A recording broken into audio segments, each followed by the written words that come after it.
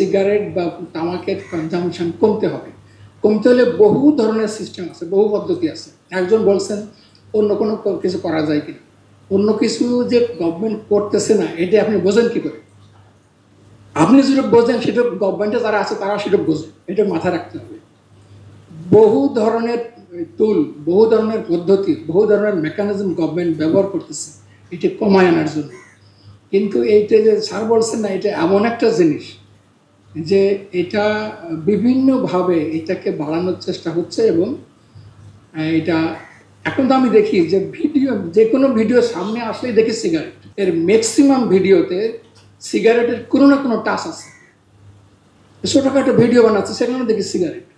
কারণ কি, এগুলো আনা হচ্ছে, দেখানো হচ্ছে, মানুষকে, ইয়াং জেনারেশনের সামনে দেখানো হচ্ছে, এইভাবেই করা হচ্ছে। যদি ট্যাক্স বাড়ে, একটা অভিযোগ আছে, বিরাট অভিযোগ, যে ট্যাক্স বাড়লে এই সেক্টর থেকে গভর্নমেন্ট রেভিনিউ পায়, ওরা সেটা বলে বেড়ায়।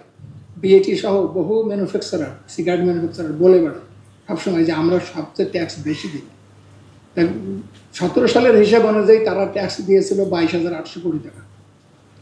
এবং তারা বলে যে ট্যাক্স বৃদ্ধি পাইলে আমাদের ইনকাম কমে যাবে, আমরা রেভিনিউ দিতে পারবো না, ট্যাক্স দিতে পারবো, কমাই দেবো, গভর্নমেন্টকে এই ভয় দেখায়।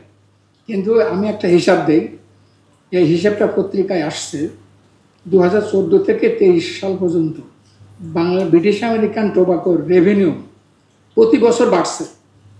গত বছরও কিন্তু কিছু ট্যাক্স বাড়াইছে গভর্নমেন্ট, সেটা হলো হায়ার স্ল্যাবে, 4টে স্ল্যাব, তো হায়ার স্ল্যাবে ট্যাক্স বাড়াইছে। বাড়ানোর পরে তারপরে কিন্তু ওদের ইনকাম কিন্তু কমে নাই। আমি আপনাদেরকে বলি, 2014 সালে 2.87 বিলিয়ন আয় করছিল, ওদের প্রফিট হয়েছিল, বিআইটির প্রফিট 2.87। তারপরে 15-তে 2.76, 16-তে 3.85, 17-তে 4.08, 18-তে 5.82, 19-এ 3.81, এখানে একটু কমছে, আবার 20-তে এসে 6। এগুলো সব কিন্তু বিলিয়ন ডলার, $6 বিলিয়ন প্রফিট হয়েছে, এটা ইনকাম না। জীবনের সাথে চলে high five, all time healthy life. নিশ্চিন্তে খান স্বাস্থ্যকর অল টাইম পান, অল টাইম হেলদি লাইফ।